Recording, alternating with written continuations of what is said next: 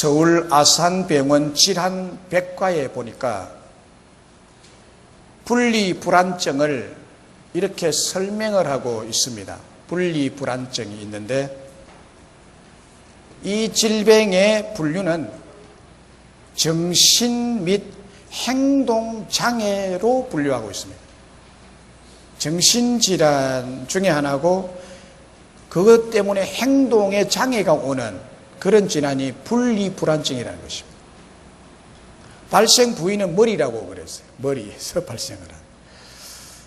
그리고 이제 분리불안증의 정의가 뭐냐?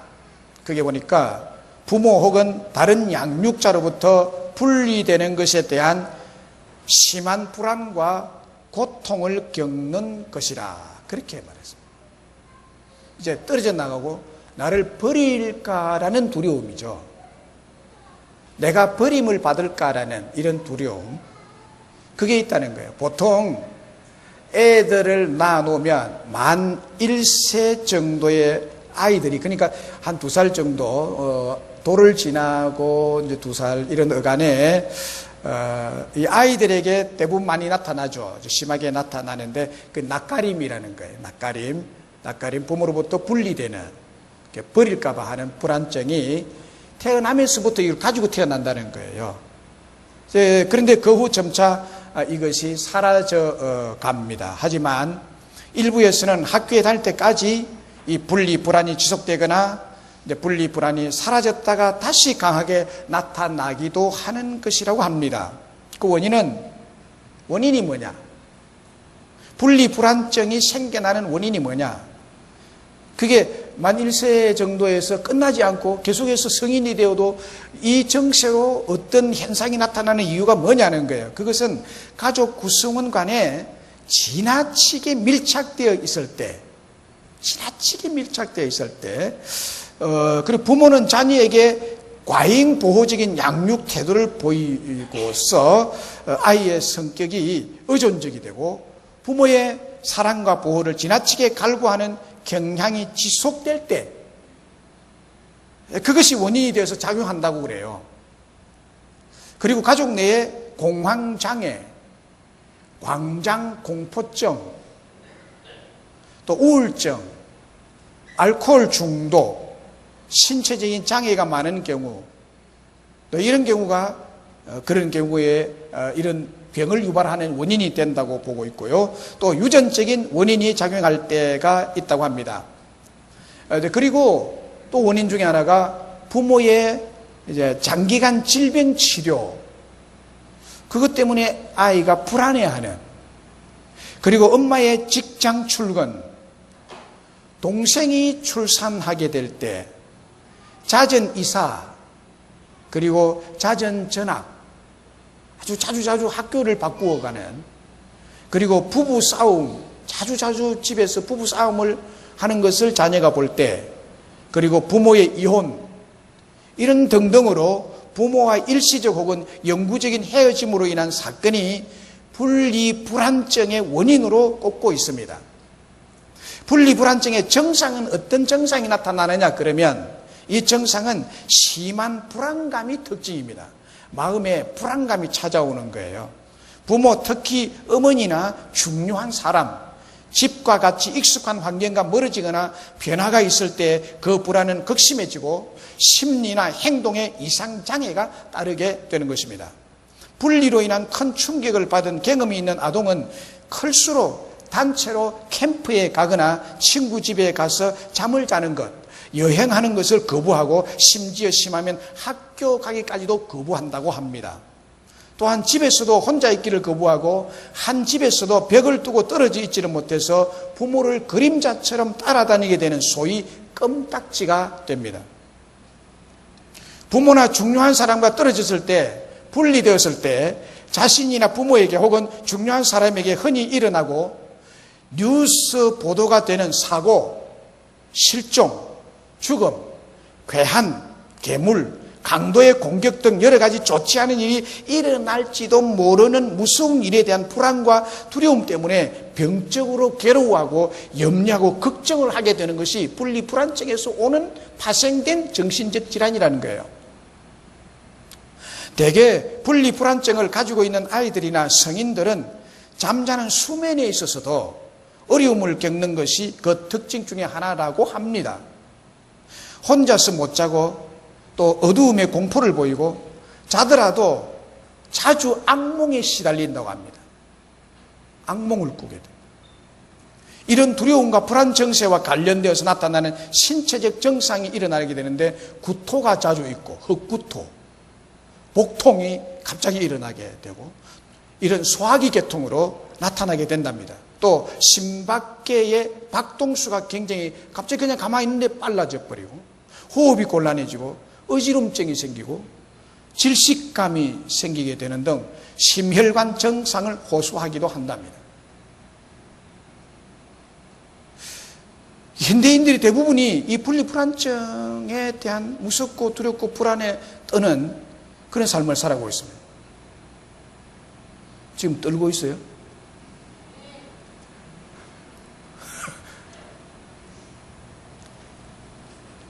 이런 사람이 성인이 되면서 결혼을 하고 직장을 가지게 되면서 분리불안 증세는 부모나 형제나 집이 아닌 돈으로, 물질로 그 대상이 바뀌게 됩니다.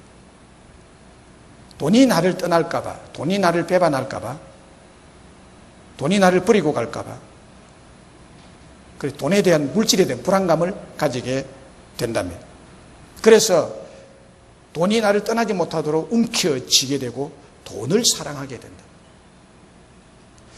그러나 사랑하는 돈이 나에게 몰려오는 불안이나 두려움이나 무서움을 해결해 줄 수가 없습니다. 그래서 돈을 믿고 돈을 사랑하지 말라고 하십니다. 그러면 오늘 이 구절에서 분리불안 증세로 불안해하고 두려워하고 무서워하는 사람에게 하나님은 어떻게 하신다고 말씀합니까? 하나님의 치료책이 나와 있습니다. 하나님의 치료책이 나와 있습니다.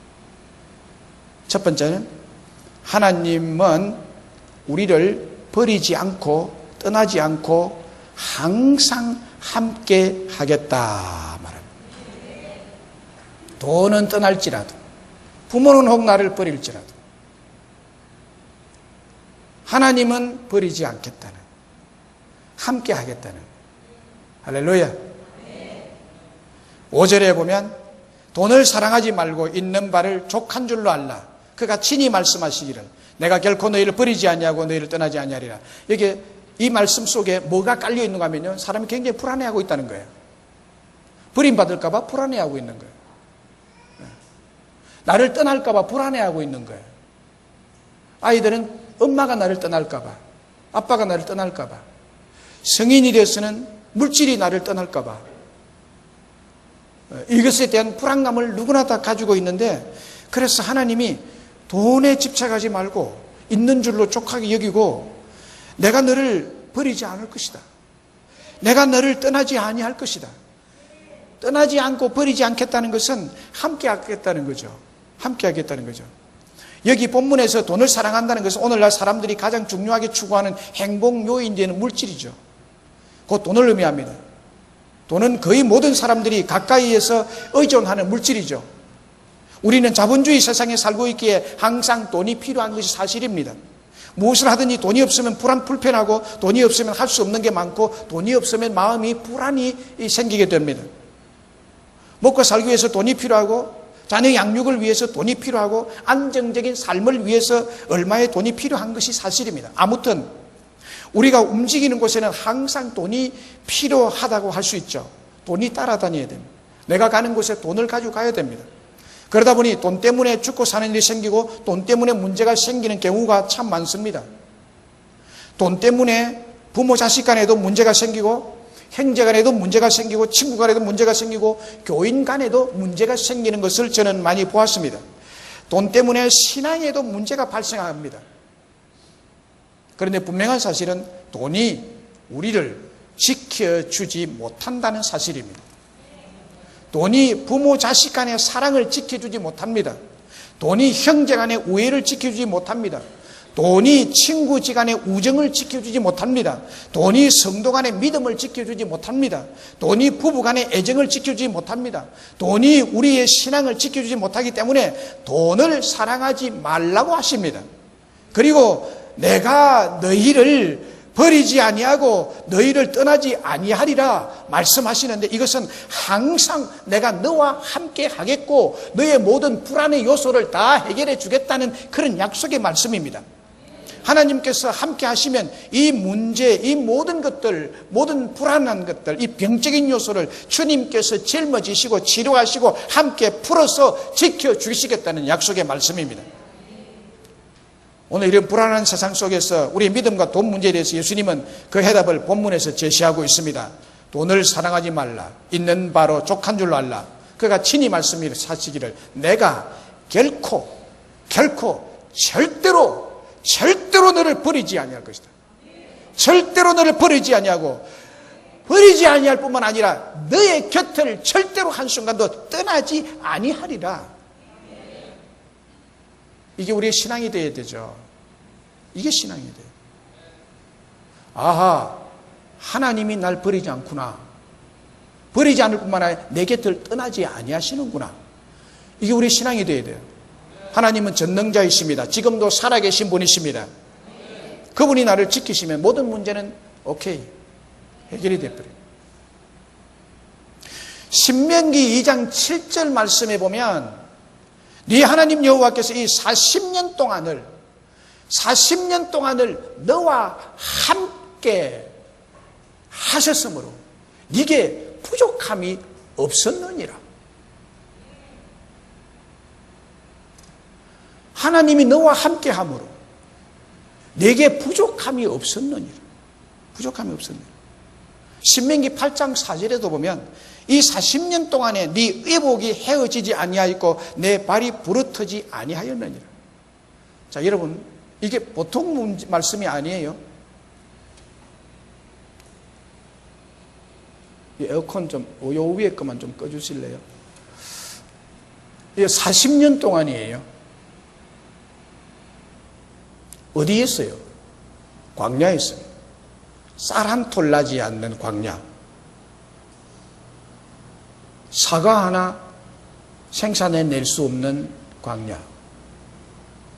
물 한 방울 나지 않는 광야. 그곳에서 4개월도 아니고 4년도 아니고 40년. 인원은 몇 명이었느냐? 2명도 아니고 20명도 아니고 200명도 아니고 2000명도 아니고 200만 명. 남녀노소 통합 200만 명의 이스라엘 백성들을 40년 동안 하나님이 그들과 함께 지켜주심으로 떠나지 아니함으로 부족함이 없고 의복이 헤어지지 아니하고 40년 동안 옷을 한 벌로서 입었는데 못 갈아 입을 게 어디 있나요? 애굽에 나올 때 옷 한 두세 벌, 그걸 40년 동안 입어도 구멍이 나지 않고 40년 동안 강야를 돌아다니는데도 발에 물집 하나 생기지 않도록 아니하였느냐? 저는요, 이 말씀을 보면서 그냥 깜짝 놀랐어요. 세상에 이럴 수가 있느냐? 쌀 한 톨 안 나고 쌀 한 톨 생산해낼래 해도 해낼 수가 없는 시나이 반도의 그 광야, 사막. 낮에는 40도를 오르내리는, 여러분 올해 우리나라 기후가 얼마나 떨었습니까? 33도 이상 되면 이 폭염이라고 그래요. 사람이 사는데 위험한 지경에 오른다고 그래요.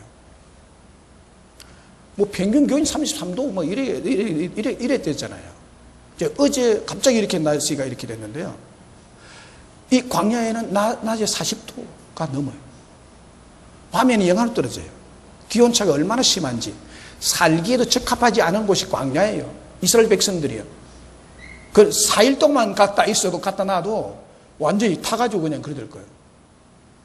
건강에 문제가 있는 사람은 나흘 동안 가 있어도 이 문제가 되가 돌아올 거예요. 40년간 노약자를 비롯해서 어린아이까지 하나님이 보호하시고 함께 하시니까 완벽한 기적적인 삶을 이스라엘 백성들이 살아냈다는 거예요. 할렐루야. 그걸 이야기하는 거예요. 하나님 함께 하니까 불기둥이 생기고 구름기둥이 생기고 반석을 맹하여 물이 나라니까 젖은 땅에서 습기 있는 땅에서 물이 솟아나온 것도 아니고 도저히 인간의 생각으로 상상할 수 없는 반석에서 물이 나와서 먹고 먹을 양식은 어디에서 났느냐? 땅에서 난 것이 아니라 하늘에서 자고 나면 진중에 가시 같은 만나가 소복히 쌓여 있어. 그거 거두어서 먹어라. 이거를 볶고 찢고 해서 먹었어요. 몇 년? 40년. 몇 명이? 200만 명. 하나님이 이렇게 보호한 걸 우리에게 보여줘요. 출애굽 읽어보세요.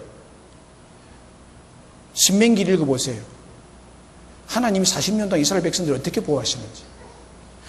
그들이 참 불순종하고 하나님 마음에 드는 구석이 없지만 하나님은 그 백성을 사랑하셨어요. 사랑하는 백성을 떠나지 아니하셨어요. 낮에는 구름기둥으로 밤에는 불기둥으로 매일매일 만나로 반석에서 생수를 공급해서 이스라엘 백성들의 건강과 이스라엘 백성들의 모든 삶의 안전을 완벽하게 하나님이 지키셨다는 것입니다. 하나님이 우리를 떠나지 않고 버리지 않는다는 것은 사실입니다. 여러분 마찬가지예요. 사실은 여러분들을 이스라엘 백성들처럼 보다도 더 사랑하셔요. 지금 중동에 자리 잡고 있는 그 이스라엘 백성들보다도 여러분들을 더 사랑해요. 왜냐하면 하나님의 아들 예수 그리스도를 신뢰하고 믿고 그분이 나의 인생의 주인이고 그분이 나의 죄를 사해 주신 십자가에 돌아가시고 다시 살아나셔서 부활하신 주님으로 살아계신 분을 믿으시기 때문에 그 민족적으로 이스라엘 백성들보다도 오늘 예수를 믿는 우리들 하나님은 더 사랑하시는 줄로 믿습니다.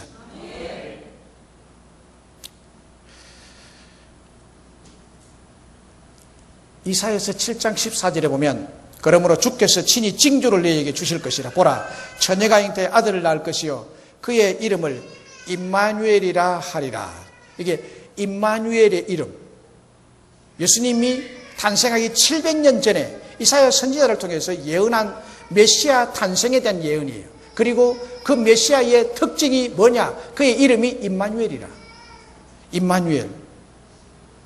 이 말씀이 마태복음 1장 22절 23절에서 예언이 성취가 되는데 거기에 보면 이렇게 이 이사야 7장 14절 말씀 인용하면서 이렇게 말합니다. 이 모든 일이 된 것은 주께서 선지자로 하신 말씀을 이루려 하심이니 이르시되 보라, 처녀가 잉태하여 아들을 낳을 것이요 그의 이름은 임마누엘이 하리라 하셨으니 이를 번역한 자 하나님이 우리와 함께 계시다 합니다. 임마누엘을 번역하면 하나님이 우리와 함께 계시다. 메시아는, 예수님은 우리와 함께 하시는 분이라는 거예요. 우리와 함께 하시는 분. 그래서 마태복음 28장 20절에 보면은 내가 세상 끝날까지 너희와 항상 함께 있으리라. 할렐루야. 하나님이 여러분 개인 한 사람 한 사람 직장 그 의자 위에 의자 옆에 하나님은 늘 함께 있겠다는 거예요. 함께 있겠다는 거예요. 어디를 가든지 함께 동행하겠다는 거예요. 함께 있겠다는 거예요. 그래서 임마누엘이라는 예수 그리스도의 이름 자체는 하나님의 본성 자체를 말하는데 하나님의 본성 자체는 우리와 함께 하시는 신이다 이 말입니다. 우리와 함께 하시는 신이에요. 믿으시기를 주의 이름으로 축원합니다. 우리가 믿는 하나님은 임마누엘 하나님이십니다. 욥기에 보면 욥이라는 사람에 대해서 기록하고 있습니다. 그는 성품이요 굉장히 순전하고 온유한 사람이었어요. 그리고 참 정직한 사람이에요. 뿐만 아니라 신앙면에 있어서 하나님을 얼마나 굉해를 했는지 죄악을 멀리하는 사람. 동방에서 이만한 큰 믿음을 가진 사람이 없다고 성경은 기록하고 있습니다. 욥은 자기 아내와 아들 7명, 딸 3명, 도합 10명의 식구. 아들이 10명, 그리고 12명의 식구죠. 그리고 그 재산은 소유물, 우리 양이 7,000마리. 7천. 어마어마하죠. 여러분, 이 정관의 양 7,000마리를 어디다, 이렇게 관리를 할까요? 잘 할 수 없어요. 양 7,000마리. 약대가 3,000마리. 낙타 3,000마리. 소가 500결이. 암나귀가 500마리, 그리고 종들도 굉장히 많았다고 말합니다. 그런데 하루는 종 한 사람이 숨이 넘어갈 정도로 뛰어와가지고 욥에게 말을 합니다. 무슨 말하냐면 서바 사람이 갑자기 와서 소와 나귀를 다 빼앗아가고 종들을 칼로서 다 죽였습니다라고 보고를 했습니다. 그런데 그 종의 말이 끝나기도 전에 또 다른 종이 뛰어들어와가지고 숨가쁘게 하나님의 불이 내려서 양을 다 태워버리고 우리의 종들을 다 살라버렸나, 나만 홀로 피한 거로 주인께 구하러 왔나이다, 이렇게 구하랬습니다. 그리고 그의 자녀가 그날에 10명의 자녀들이 방 안에 있었는데 갑자기 집이 내려앉아서 10명의 자녀가 급사했다는 보고였어요. 욥은 순식간에 모든 것을 잃어버린 그런 사람이 되었습니다. 욥은 너무나 큰 충격을 받아서 자리에 일어나서 겉옷을 찢어버리고 머리털을 밀고 땅에 엎드려서 여호와를 경배했다고 합니다. 그 지경에 여호와를 경배를 했대요. 그리고 욥의 온몸에 악창까지 나서 기와 조각을 가져다가 온몸을 끓는 추한 모습의 사람이 되어버렸습니다. 갑자기 이렇게 되어버렸어요. 욥은 자기 인생에 왜 그렇게 비극이 다가왔는지 도저히 이해할 수도 없고 그가 스스로 설명할 수도 없었습니다. 오직 그는 이 모든 일이 하나님께 감사하며 찬미했지만 한편으로는 그는 가슴을 치고 자기 자신의 운명을 한탄했습니다. 가슴을 치면서 한탄했는데 세상에 자기가 태어난 것을 얼마나 원망했는지, 자기 엄마의 태를 원망하고 내가 엄마의 태 속에 생명이 잉태될 때 그때 죽었으면 이런 꼴을 안 볼 건데 자기 엄마를 원망하고 자기를 낳은 태를 원망하고 자기의 생일을 저주합니다. 얼마나 가슴 아픈 이런 그 고통을 겪었는지요. 왜 이런 환란이 욥에게 다가왔다고 생각하십니까? 욥에게만 아니라 우리에게도 상상하지 못한 한순간에 청천하늘 날벼락 같은 충격을 주는 고난과 시련이 다가올 때도 있습니다. 왜 이런 일이 다가올까요?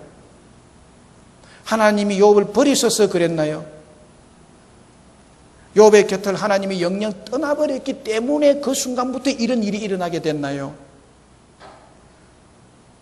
하나님께서 눈에 보이지 않기 때문에 당시에는 하나님께 떠나시고 욥을 버리신 것 같았지만은 하나님은 끝까지 욥을 버리시거나 떠나시지 아니하셨습니다. 욥이 고통 가운데 있을 때 함께 계셨습니다. 그때 하나님이 함께 아파하셨습니다. 그리고 때가 되어서 하나님이 그 곁에서 욥의 신앙을 북돋아주고 욥이 하나님을 떠나지 않도록 성령으로 늘 마음에 감동해주고 그렇게 해서 마지막에 욥이 갑절의 축복을 받게 되고 욥의 그 악창이 하나님의 은혜로 저절로 다 치유를 합니다. 하나님이 치유를 다 하셔요. 그리고 깨끗이 나와버립니다. 깨끗이 나와버립니다. 그때 그가 이렇게 고백합니다. 욥기 42장 5절에 그의 고백을 들어보세요. 내가 죽게 대하여 귀로 듣기만 하였사오나 이제는 내 눈으로 주를 배웁니다. 이 말이 무슨 말인지 아세요? 주님이 나를 떠난 줄 알았는데, 이론적으로만 주님을 알았는데 정말 이런 고난의 광야를 지나고 보니까 주님이 내 눈에 보이는 거예요. 눈에 보이는 주님은 나와 함께 계셨다는 거예요. 그 고난 중에도 주님이 함께 계셨고 나를 회복하시는 이 순간에도 주님이 함께 계셨고 내 눈으로 주님이 계신 것을 목도했다는 얘기입니다. 정말 하나님이 자기를 그토록 사랑하는, 그래서 자기를 버리지 않았다는 것을 자기가 눈으로 보고 고백한 것이 이 말씀이에요. 욥기 42장 5절이. 여러분, 하나님께서 함께 하심을 귀로만 듣고 이론적으로만 알았는데 실제로 하나님께서 자기와 함께 하심을 눈으로 보게 됐다는 거예요. 오늘 이 시간도 여러분, 이론적으로 하나님 나와 함께 계신다, 임마누엘을 믿죠. 그러나 실제적으로 하나님 함께 계시고 떠나지 아니하시고 보호하시고 지키시는 하나님이심을 믿으시기를 주의 이름으로 축원합니다. 오래전에 방영된 SBS 스페셜에 미국 워싱턴 번화가에서 노숙 생활 중인 한국인 쌍둥이 자매의 이야기를 방영한 적이 있습니다. 쌍둥이 자매입니다. 이 쌍둥이 자매는 26년 전에 6살 때 미국으로 입양이 되어 온 자매입니다. 그런데 그 입양한 미국인 부모, 양부모죠. 부모가 참 선한 사람, 정말 믿음이 좋은 사람을 만나면 입양된 아이가 행복하게 잘 큽니다. 그런데 설상가상으로 이 두 자매가, 쌍둥이 자매가 자매를 그 입양한 그 양 부모, 미국 부모가 굉장히 성격이 안 좋았어요. 그래서 굉장히 이 자녀들을 학대를 하다가 학대가 어려워서 학대가 너무너무 심해서 그것을 견디다 못해 힘겨워서 집을 나와버려요. 그래서 가출해가지고 노숙 생활을 하고 있는 한국인 자매입니다. 그래서 워싱턴 번화가에서 노숙 중인 쌍둥이 딸의 소식을 친아버지가 접하게 됩니다. 그래서 눈물을 흘리면서 왜 그렇게 했는지를 이야기합니다. 쌍둥이 아이들이 태어난 뒤에 자기의 친부모가 자살을 했대요. 친부모가 없었어요. 엄마가 없어요. 엄마가. 친부모가 자살을 하고 혼자 이 딸 둘이를 키우려니 생활고를 견디지 못해서 아이들을 입양을 시켰다고 그랬어요. 그리고 이렇게 아버지 밑에서 가난한 집에서 자라는 것보다도 미국에 입양해보면 거기에 잘 사는 양부모 밑에서 이 자녀가 잘 살기를 바라서 입양을 시켰다는 거예요. 쌍둥이 자매에게 용서를 구하기 위해서 이들 자매의 남동생을 미국에 보냈습니다. 하지만 남동생을 만난 쌍둥이 자매의 반응은 냉담했습니다.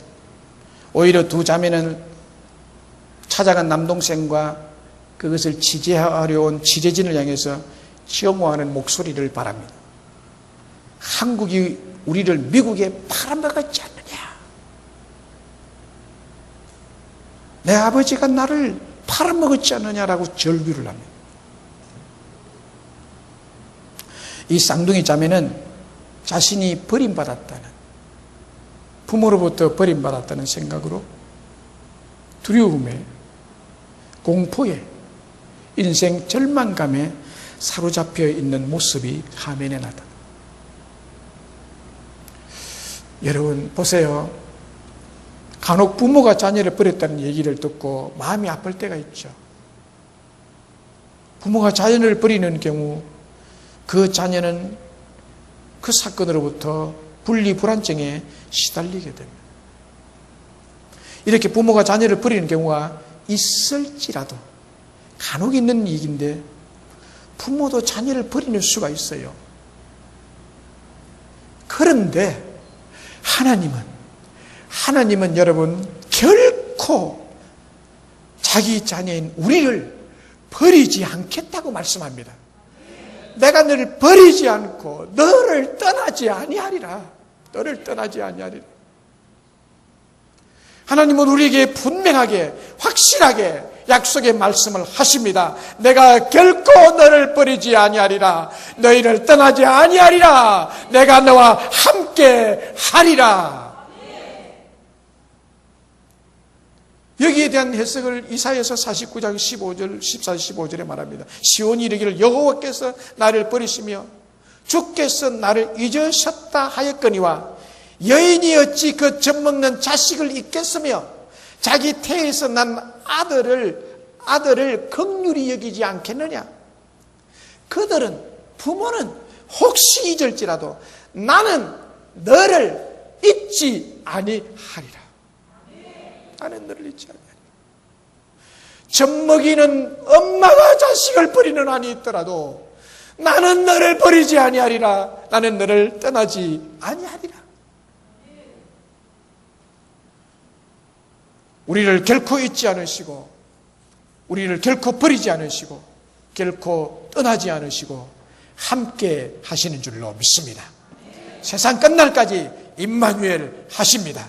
그리고 우리의 모든 것을 책임져 주십니다. 내가 너와 함께하며 너를 버리지 않고 너의 모든 삶과 함께하여 주리라는 단단한 약속의 말씀을 믿으시기를 주의 이름으로 축원합니다. 하나님 버리지 않고 떠나지 않고 우리와 항상 함께 하실 뿐만 아니라 또 어떻게 하신다고 하십니까? 또 어떻게 하신다고? 우리를 치료하기 위해서 함께 하시고 어떻게 또 하신다고 해요? 우리를 책임지시고 도와주겠다. 도와주겠다는. 내가 과연 너희를 버리지 아니하고 떠나지 아니하리. 그러므로 우리가 담대히 말하되 주는 나를 돕는 이시니, 주는 나를 돕는 이시니 내가 무서워하지 아니하겠노라. 사람이 내게 어찌하리요 하노라. 주는 나를 돕는 자신이라고 말합니다. 우리를 버리지 아니하고 떠나지 않겠다는 뜻은 뭐죠? 이게 버리다는 해당하는 헬라어 동사는요, 엔카탈레이포라는 헬라어인데요. 이 버리다, 이 엔카탈레이포, 버리다는 헬라어 동사인데 떠나다, 저버리다, 남겨두고 가다, 홀로 남겨두고 떠나버리다, 포기하다 이 뜻입니다. 포기하다. 그러니까 버리지 않겠다는 것은 떠나지 않겠다는, 저버리지 않겠다, 홀로 남겨두고 가지 않겠다는, 절대로 어떤 일이 있어도 포기하지 않겠다는 그 얘기입니다. 그리고는 나를 도와주겠다. 떠나지 않고 끝까지 포기하지 않고 너를 도와주겠다. 믿으시면 아멘. 하나님 우리를 도와주겠다. 하나님의 도우심. 그 하나님이 누구신지를 알면 알수록 하나님이 나를 도우신다는 것에 대한 은혜가 더 크겠죠. 하나님은 의인을 돕는 자라는 뜻인데 바로 우리들을 돕는 자는 뜻이에요. 하나님이 우리의 삶의 경제적인 문제, 이렇게 돈 문제를 언급하고 있잖아요. 앞에 돈을 사랑하지 말라 하놓고 이 말씀이 전개되고 있거든요. 그러면 우리의 삶 가운데 경제적인 문제를 모두 책임지시고 도와주겠다는 뜻이에요. 직접적인 뜻은 도와주겠다는. 주님은 우리의 삶에 필요한 모든 경제적 문제를 다 알고 계시고 책임지시고 도와주실 것이라는 분명한 약속입니다. 약속입니다. 그런데 사실은요, 그럼에도 불구하고 경제적인 물질적인 압박을 심하게 당하다 보면 우리의 마음에 걱정이 있죠. 믿음이 있다고 해도요. 믿음이 있다고 해도 걱정이 앞섭니다. 하나님의 자녀임에도 염려가 있습니다. 돈 걱정이 되죠. 계속되는 경기 불황으로 사업이 어렵고 자영업자들 정말 힘들죠. 영세 상인들 장사가 잘 안 됩니다. 불경기가 정말 참 골이 깊습니다. 자녀 교육비, 생활비 등을 충당하느라 가계빚은 늘어만 가고 그러다 보니까 경제적인 어려움 속에서 고통당하고 신음하고 염려 걱정하는 사람들 참 많습니다. 열심히 살아봐야 참 쥐꼬리만한 이런 걸 가지고 내 식구 살다 보니까 얼마나 힘듭니까? 계속되는 경제적 어려움을 겪다 보면 하나님께서 은혜를 베푸시는 것을 중단하신 것 아니냐 하는 의구심이 들 수도 있죠. 이런 마음이 들었던 사람이 있었습니다. 아삽이 대표적인 사람입니다. 이 아삽이라는 사람이 이것을 느꼈는데요. 체험했는데 시편 77편에서 이렇게 고백합니다. 6절로 9절을 보면 이렇게 말합니다. 내가 내 마음으로 간구하기를 주께서 영원히 버리실까? 다시는 은혜를 베풀지 아니하실까? 그의 인자하심은 영원히 끝났는가? 그의 약속하심도 영구히 패하였는가? 하나님이 그가 베푸실 은혜를 잊으셨는가? 노하심으로 그가 베푸실 긍휼을 거치셨는가 하였나이다. 하나님 참 이상하네요. 왜 내가 이렇죠? 하나님이 나를 영원히 버리셨나요? 은혜를 다시 베풀지 아니하려고 작정하셨나요? 하나님의 인자하심은 이제 영원히 끝나버렸나요? 그 약속하심도 이제 패해버렸나요? 약속한 것이 엄연히 기억하고 있는데 이제 그건 패했나요? 왜 약속이 나타나지 않죠? 베푸실 은혜를 하나님 이제 잊어버렸나요? 망각했나요? 어째 이랬나요? 하나님 노하셨습니까? 그 노하심으로 베푸실 긍휼, 죄인에게 베푸는 은혜를 긍휼이라 그러는데 그 긍휼까지 다 없어졌나요? 그냥 한탄하는 거예요. 우리가요, 경제적인 어려움과 압박을 당하다 보면 아삭과 같은 마음이 찾아와요. 아, 하나님 이제 나를 버렸는가 봐. 그렇게 생각이 들기 시작하면요, 이게 걷잡을 수 없게 되는 거예요. 인간의 마음속 깊은 곳에는 버림받을지도 모른다는 불안감이 있다고 합니다. 이게 다 자리 잡고 있대요. 이 분리 불안증이 누구에게나 자리 잡고 있기 때문에 염려하고 불안해하고 심지어 절망까지 하게 됩니다. 누구에게나 제가 자리 잡고 있는 것처럼 똑같이 분리불안증도 누구에게나 자리 잡고 있으면서 우리를 괴롭히고 우리 인생을 실패로 몰고 가고 있습니다. 그런데 오늘 말씀 약속을 보면 주님은 우리의 삶에 필요한 모든 경제적 문제를 책임지시고 도와주겠다는 거예요. 도와주겠다. 분명한 약속을 주셨습니다. 타지로 보낸 자녀가 여러분 경제적으로 궁핍하거나 굶거나 어려운 생활을 한다는 소식을 들으면 부모는 어떻게 합니까? 자녀를 그냥 버려두지 않죠. 모르는 척 하겠습니까? 못 들은 척 하겠습니까? 그렇지 않죠. 마음이 아파서요. 자녀가 어렵다는 말만 들어도 마음부터 아파와요. 마음부터 아파와요. 그래서 자녀에게 쌀을 보내주고 얼마의 돈도 송금해 줍니다. 부모이기에 자녀의 삶의 모든 부분을 책임지고 보호자로서 도와주는 거예요. 시집을 가도 마찬가지예요. 여자분들은 시집 가도요, 친정 어머니는 끝까지 도와주려고 그러죠. 끝까지. 아기를 낳으면 와서, 이사를 와서까지도 도와주려고 그러죠. 보호자 역할을 하려고 그러고, 기지개, 똥기지개, 자기 엄마가 해야 되는데, 이거를 그냥 친정 어머니가 와서 해주고, 보호해주고, 도와주고, 친정에 또 가기만 하면 뭘 다리 보따리 싸가지고, 김치고, 채소고, 시금치고, 심지어는 옥수수까지 자루에다 넣어가지고 보내주고, 이래 하잖아요. 이거 왜 그럽니까? 자녀가 잘 행복하게 살기를 원해서 그러는 거예요. 자녀가 조금 어렵다 해도요, 마음이 아파요. 부모가 그러잖아요. 책임지고 도와줘요. 마찬가지로 하나님도 우리가 이 땅에 있는 동안에 우리의 모든 경제적인 부분을 책임지시고 도와주실 줄로 믿습니다. 그럼 왜 하나님께서 우리의 삶의 경제를 전적 책임질까요? 그 이유는 간단합니다. 우리의 아버지이기 때문이고 우리는 그분의 사랑하는 자녀들이기 때문입니다. 믿습니까? 육신의 부모가 자녀의 생활 문제 이렇게 신경 쓴다면 영의 아버지인 하나님은 더더욱 우리를 내버리지 않으시고 책임지시고 충분히 도와주시는 분이심을 믿어 의심치 않습니다.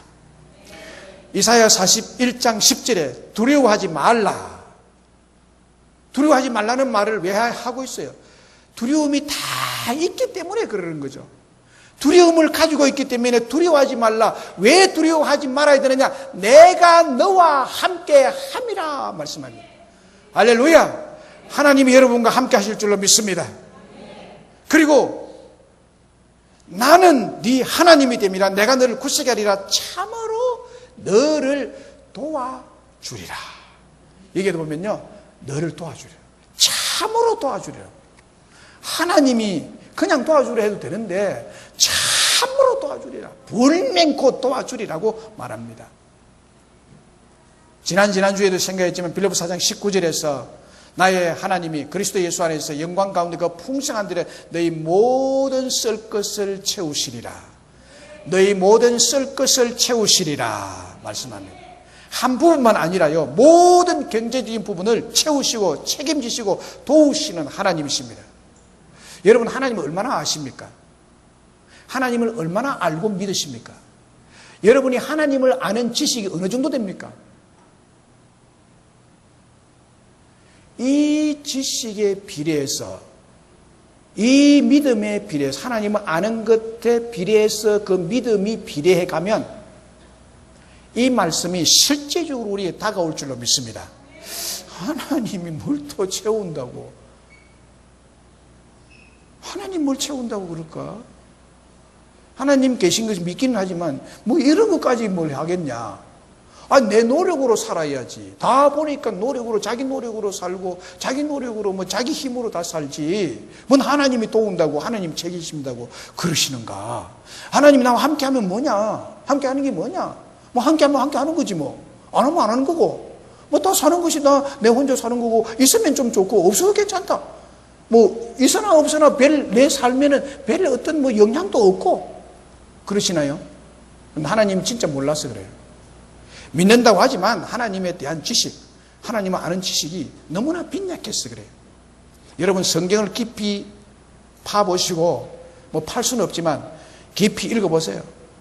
정말 하나님은 살아계시고, 정말 하나님은 우리와 함께 하시고, 정말 하나님은 우리를 떠나지 않으시고, 정말 하나님은 우리의 생활 한 부분 한 부분 모든 부분들을 책임지시고 도와주시고 계시는 분임을 믿을 수 있습니다. 저는 이것을 많이 느껴요. 저희 인생의 굽이마다 주님이 도와주세요. 그야말로 저는 이스라엘 백성들이 광야 40년을 지나는 것 같은 생활을 하고 있는 거예요. 제가 뭐 농사를 짓습니까? 제가 직장생활을 합니까? 뭘 합니까? 여러분, 이 교회를 제 직장이라고 생각하지 마세요. 저도 생각 안 하고 여러분들도 생각하면 안 됩니다. 직장이 아니에요. 먹고 살려고 하는 게 아니에요. 제가 먹고 살려고 이거 한다면요, 다른 거 해가지고 더 부자로 살죠. 뭐 때문에 이거 하고 내가 이렇게 궁색한 삶을 살겠습니까? 제가 그것밖에 안 보입니까? 뭘 해도요. 그런데 하나님이 만나 먹이듯이 저를 왔어요, 지금까지. 건강해 보이죠? 건강해 안 보입니까? 그 하나님 만나를 먹으니까 건강한 거예요. 하나님이 지켜주세요. 입히시고 먹이시고. 하나님 다. 제 입고 있는 옷이요, 제가 산 거 별로 없어요. 인간 까마귀를 통해서 다 입히시더라고, 먹이시더라고.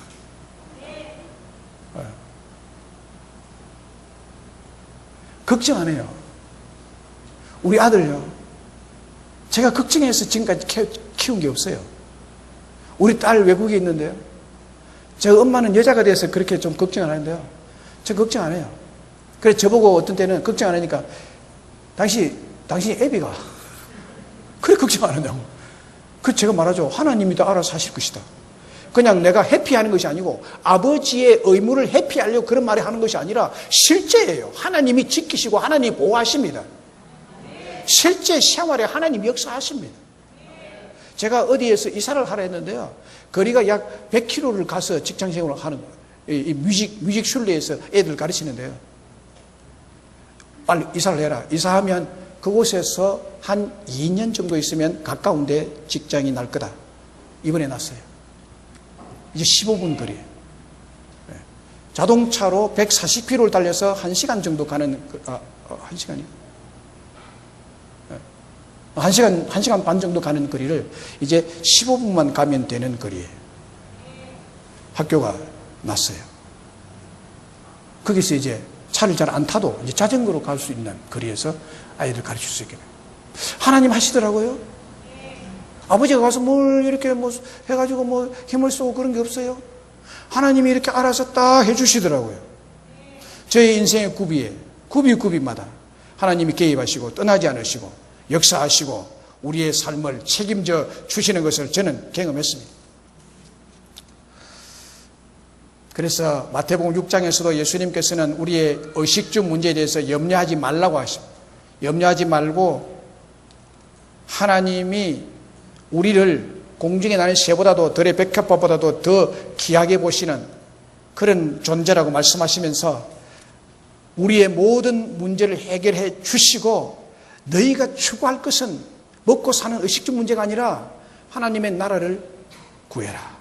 그리하면 내가 이 모든 것을 너희에게 다 주고 책임져 주겠다고 말씀합니다.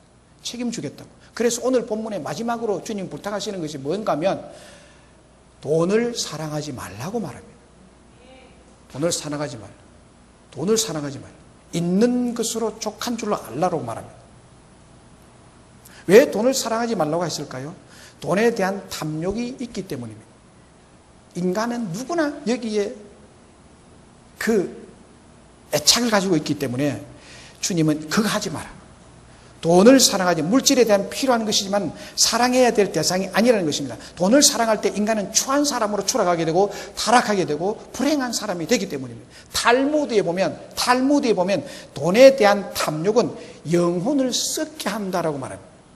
돈에 대한 탐욕은 영혼을 썩게 한다. 탈무드에서 이렇게 기록하고 있습니다.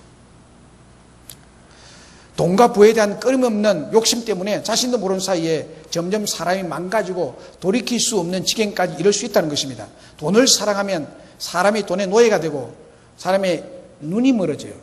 영적인 눈이 특별히 멀어집니다. 이 돈은요, 영적인 눈을 멀게 하는데 가장 특효약입니다. 여러분, 영적인 눈을 감으려면 돈을 사랑하십시오. 그러면 금방 감기버립니다. 결국 불행한 인생이 되고 말죠. 우리나라의 많은 대기업의 가정들을 보세요. 돈에 눈이 멀어서 부모와 자식이 갈라쓰게 되고 형제지간에 갈라쓰게 되는 경우를 많이 보고, 지금 롯데그룹을 보세요.